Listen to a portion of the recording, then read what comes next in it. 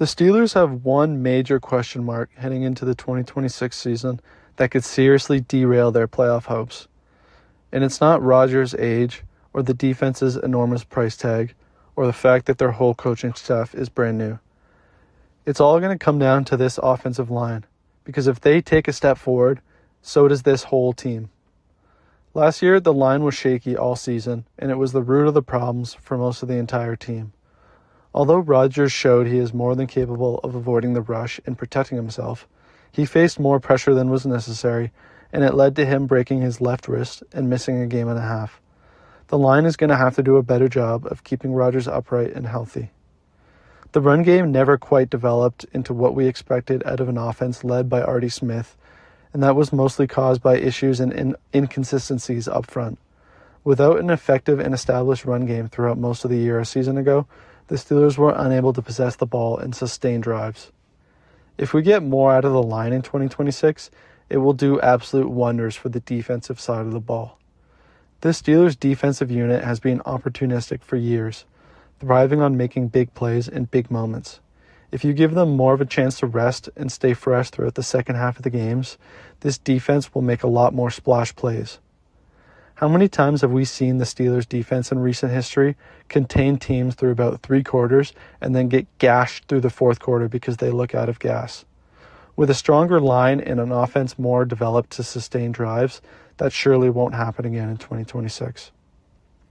I'm expecting the Steelers to start Troy Fautanu at the left tackle position and Dylan Cook to be on the right side to at least to start the year. Fautanu was a left tackle throughout college and more of a natural on that side of the ball, or on that side of the line, but turned in quite a productive season at right tackle last year. With a full year back at left tackle, we've been getting a monster out of Troy Fautanu. Dylan Cook was one of the biggest surprises of the season last year, filling in for Broderick Jones and containing some of the best pass rushers in the NFL, including Myles Garrett. He'll move over to the right side amidst the uncertainty surrounding Broderick Jones and his neck injury. I really like the combination of Zach Frazier and Mason McCormick as a guard-center connection. They're both bulldozers in the run game, routinely leading the way for Gainwell and Warren a year ago. Whether McCormick spends his time at right or left guard, this part of the line should be a fan's least concern heading into the year. The final guard spot is where this unit could make or break itself. The departure of Isaac Seumalo has left the Steelers in search of a replacement, and it appears it'll come down to a training camp battle.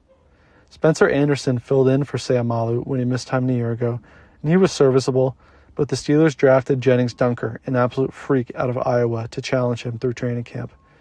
If Dunker looks promising and earns a spot, I can see this line being significantly improved heading into 2026. The long-term health of Broderick Jones remains a question Steelers fans don't have the answer to.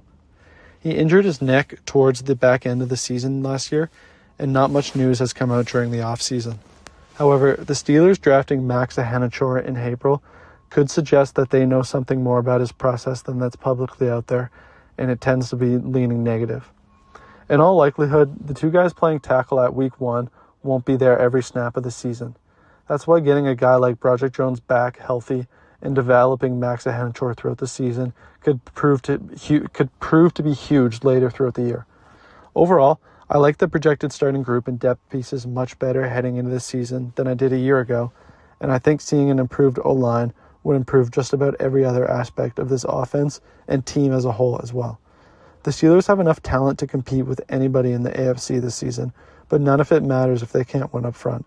If this offensive line doesn't take the step I think it can, this team has a chance to be special.